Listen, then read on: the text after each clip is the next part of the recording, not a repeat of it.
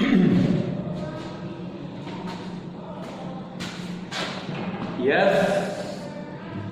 4th same के बालकों, मैं डॉक्टर प्रशांत कुमार आज आपको पार्ट नंबर 15 बताऊंगा, जिस पार्ट का नाम है शब्द और वाक्यों को कैसे बनाएं। अच्छा, सबसे पहली बात यह है कि हमको वाक्यों को जब हम बनाएं तो हमको वाक्यों के बनाने में सिर्फ एक बात का ध्यान करना है कि हमको सबसे पहले उद्देश्य और विधेय पे ध्यान देना है। दूसरी बात क्या है कि हमको जब वाक्य बनाएं तो हम पाठ्य वस्तु के अलावा हम क्या करें कि दूसरी पाठ्य वस्तुओं को देखें और उनको देख करके जानने की वो करें, प्रयास करें। अच्छा, पॉइंट नंबर 3 आपका जिसमें दिया गया है वो है कि हमको अगर कोई भी शब्द नहीं आते हैं तो हमको फिर शब्द भंडार की जो पुस्तक आती है वह देखें और वहाँ से आपके हार्ड वर्ड्स जो भी हों, कठिन शब्द, उनको ढूंढने का प्रयास करें और उनको ढूंढ करके अपना जो शब्द भंडार है उसको विकसित करें। पॉइंट नंबर 4 है कि जो भी यहाँ पर आपके अनुच्छेद दिए गए हैं उन अनुच्छेदों को आपको एक टैगलाइन यानी आपका शीर्षक आपको उनका देना, ठीक है। तो ये तो थी आपके पाठ की बात। अच्छा, बात क्या आती है कि हम कोई शब्द कैसे बनाते हैं। तो सबसे पहले हम आपको बता दें कि हिंदी में अगर हम शब्द बनाते हैं तो हम 5 वस्तुओं मतलब 4 से कैसे बनाते हैं। पहला उपसर्ग है कि ये वो है आपके उपसर्ग जो कि आपकी देववाणी आपकी संस्कृत भाषा में इनकी संख्या है 22, हिंदी भाषा में संख्या है इनकी 19 और फारसी और उर्दू भाषा में इनकी संख्या है 12, है ना। तो ये कुछ आपके उपसर्ग हैं जिनको जोड़ करके हम एक और शब्द बनाते हैं। जैसे कि हमने लिया शब्द आपका हार और इसमें हमने जोड़ दिया प्रउपसर्ग, तो ये बन गया क्या, पुढ़ार। शब्द आपका हार, इसमें हमने उपसर्ग जोड़ दिया आ, तो ये बन गया आहार यानी कि भोजन। मतलब वह आपके शब्द जो कि हम किसी भी शब्द से पहले जोड़ करके एक और शब्द बनाते हैं तो वो आपके उपसर्ग कहे जाते हैं और हम उनकी सहायता से शब्दों को, नए शब्दों को बनाते हैं। दूसरा आपका क्या है, दूसरा आपका पॉइंट है प्रत्यय। प्रत्यय से मतलब है कि जब हम किसी शब्द के पीछे कोई वर्ण जोड़कर, कोई शब्द जोड़कर जब हम कोई शब्द बनाते हैं तो वह आपके प्रत्यय कहलाते हैं। अब जैसे आपका शब्द अधिक और हमने इसमें प्रत्यय जोड़ दिया ता, तो ये क्या बन गया, अधिक ता, है ना। और जैसे आपका है ना, तो ये आपके क्या है, प्रत्यय हैं। तो हम प्रत्यय की भी सहायता से और नए शब्दों को बनाते हैं। तीसरा आपका क्या है, विशेषण के योग से, मतलब विशेषण को जहां हम जोड़ करके शब्द बनाते हैं वहां भी हम विशेषण की सहायता से भी नए शब्दों को बना देते हैं। विशेषण आपको पता ही है, जो किसी भी संज्ञा या सर्वनाम की विशेषता बताता है वह आपका विशेषण कहा जाता है। अब जैसे आपका शब्द है घोर, है ना, घोर माने होता है बहुत ही ज्यादा, और हमने घोर के साथ में जोड़ दिया वृष्टि, मतलब बारिश, यानी कि घोर वृष्टि शब्द को हमने बना दिया। तो ये आपके होते हैं विशेषण की सहायता से नए शब्दों को बनाना। और फिर प्रत्यय और विशेषण के बाद हम जिसकी सहायता से शब्द बनाते हैं वह कहलाता है, हमारा संधि की सहायता से हम बनाते हैं आपके शब्द, यानी कि दो नए शब्दों को जोड़ करके हम एक शब्द बनाते हैं। जैसे आपको पता ही है, विद्या है ना, आपका आलय बराबर विद्यालय,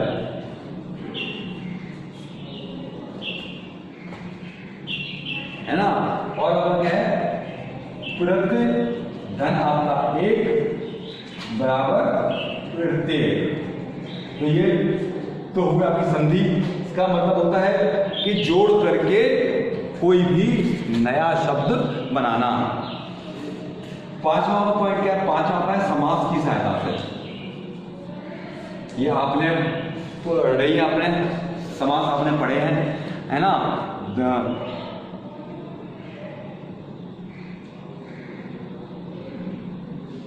सभी आपने 6 के 6 आपने जो हैं समास आपने पढ़े हुए हैं। तो हम समास द्वारा भी दो शब्दों को जोड़कर नए शब्दों को बनाते हैं। जैसे आपका यथा, उसमें हमने जोड़ दिया आपका शक्ति, तो ये शब्द क्या बन गया, यथा शक्ति, है ना। और माता धन पिता, तो बराबर क्या बन गया, माता पिता। तो हम समास की सहायता से भी नए वर्णों को, नए शब्दों को बनाते हैं। पॉइंट नंबर आपका 6 है। पॉइंट नंबर 6 है कि विशेषण से भाववाचक संज्ञा बनाकर तथा विलोमार्थी विश्लेषण बनाकर भी लिंग तथा वचन परिवर्तन द्वारा भी नए शब्दों को हम बना सकते हैं। मतलब विशेषण से हम आए पहले भाववाचक में, संज्ञा में, और संज्ञा बना करके तथा विलोमार्थी शब्द, उसके विपरीत शब्द लेकर के भी हम उसका जो लिंग है और जो उसका जो वचन है उसमें थोड़ी सी भी हेरफेर करके हम एक और शब्द को बना सकते हैं। अच्छा, तो ये तो थे आपके कि हम अपनी हिंदी भाषा में, मातृभाषा में जब हम कोई भी शब्द बनाते हैं तो हम किस किस की सहायता से बनाते हैं और कैसे कैसे उनको हम बनाते हुए जाते हैं, है ना।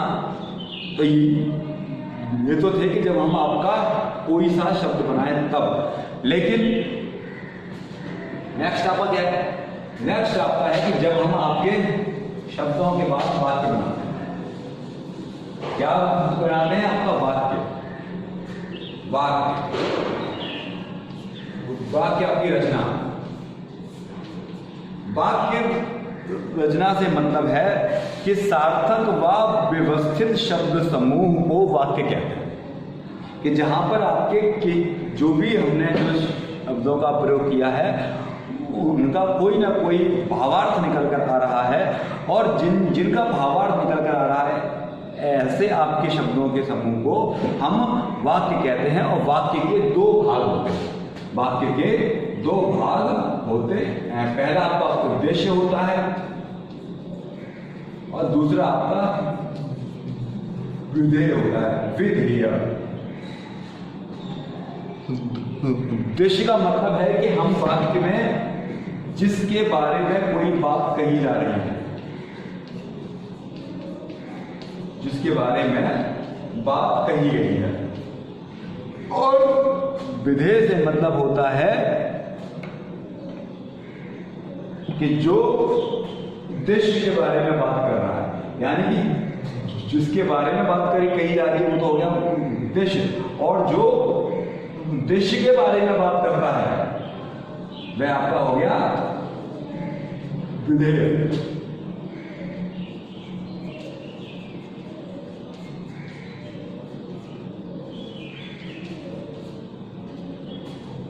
उद्देश्य के बारे में बात करने वाला आपका विधेय कहलाता है।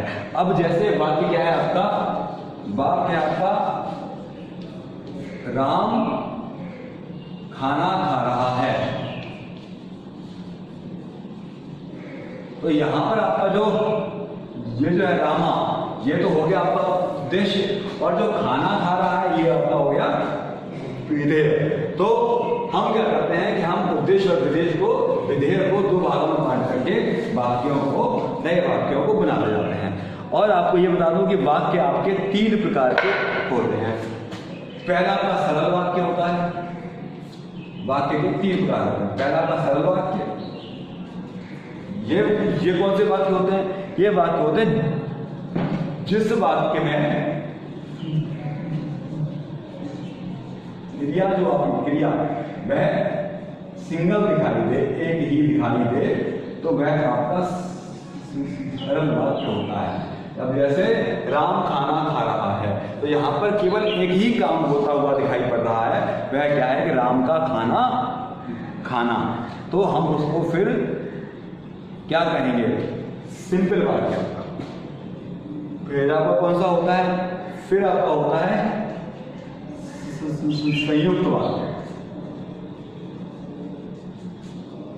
ये वो वाक्य होते हैं कि जब दो वाक्यों को बोधक शब्दों से जोड़ते हैं तो वाक्य संयुक्त वाक्य कहलाते हैं। मतलब जैसे हम किन्हीं दो शब्दों की सहायता से दो नए नए वाक्यों को जब हम आपस में जोड़ देते हैं तो वो आपके संयुक्त वाक्य कहलाते हैं। कि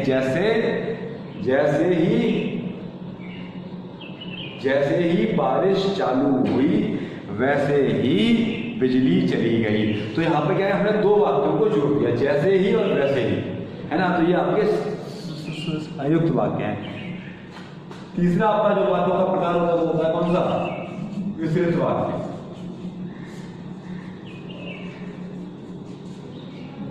मिश्रित वाक्यों से मतलब है कि जिस वाक्य में एक प्रधान वो वाक्य होता है, मतलब एक वाक्य में जहां पर एक मुख्य छोटा सा वाक्य बना हो और शेष जो भी वाक्य हो वो सब उससे बंधे हुए हों या उसकी बात को प्रदर्शित करते हुए दिखाई दे रहे हैं, वो वाक्य को मिश्रित वाक्य कहते हैं। जहां पर कई सारे मिले जुले हुए वाक्य होते हैं वहां पर मिश्रित वाक्य होते हैं। जैसे तुमको परिश्रम करना चाहिए जिससे कि तुम पास हो जाओ, है ना। तो ये आपका मिश्रित वाक्य। पहला वाक्य हुआ कि तुमको परिश्रम करना चाहिए, ठीक है। उसके बाद दूसरा वाक्य इसमें जो मिलाया गया जिससे कि तुम पास हो जाओ, तो ये आपका मिश्रित वाक्य था। अच्छा, ये आपका यहाँ पर दिया है कि प्राथमिक स्तर पर जब हम छोटे बच्चों को वाक्यों के बारे में बताएंगे तब हम उन्हें कैसे बताएंगे। तो हम उन्हें बताएंगे कि हम एक काम करेंगे, हम उनसे कहेंगे कि कोष्टक में दिए गए शब्दों की सहायता से वाक्यों को बनाइए। और हम क्या करेंगे कि ऐसे घास, पानी, दूध, ऐसे 3-4 शब्द हम बच्चों को सौंप देंगे। और वैसे ही हम यहाँ पर वाक्यों को लिखेंगे। जैसे हमने वाक्य लिखा गाय आती है और यहाँ पर खाली स्थान हमने दे दिया। दूसरा वाक्य हम लिखेंगे राम पीता है। तीसरा हम वाक्य देंगे बच्चा मांगता है ना। और यहाँ पर खाली जगह है। तो हम बच्चों से कहेंगे कि इन खाली स्थानों को देख करके इसमें शब्दों को ढूंढ करके सार्थक शब्दों में, तो बच्चे क्या करेंगे? गाय घास खाती है, राम पानी भी लगा सकता है, वो दूध भी लगा सकता है। तो राम पानी मांगता है या दूध, राम पानी पीता है या दूध मांगता है, और बच्चा पानी मांगता है या दूध मांगता है। तो हम ये प्रकार से कोष्टक में दिए गए शब्दों की सहायता से भी वाक्यों को बच्चों को बता सकते हैं और बच्चे से सीख सकते हैं। अच्छा, और ये तो था आपका पॉइंट नंबर पहला। बी पॉइंट में हम क्या करेंगे कि हम वाक्यों को उल्टे सीधा जो ढंग है उसमें बच्चों को लिख करके देंगे और कहेंगे कि आप इन वाक्यों को सही जो ढंग है उसमें लगा करके दिखाइए। जैसे हमने बच्चों को वाक्य दे दिया,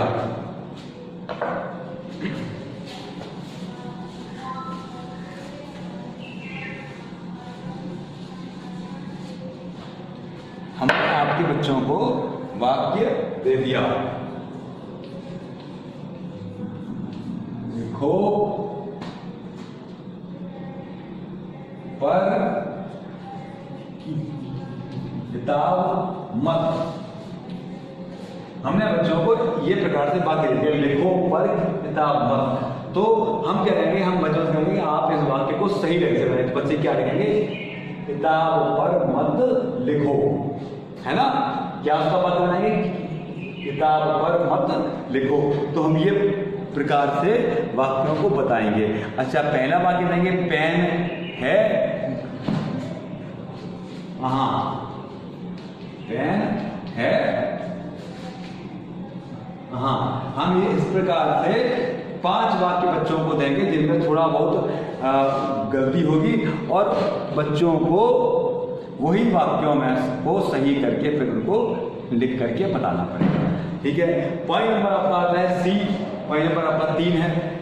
तीसरा पॉइंट कहता है कि 2 लिखित वाक्यों में से हम कहेंगे बच्चों को कि आप दिए गए वाक्य में से उद्देश्य और विधेय करके लिखो।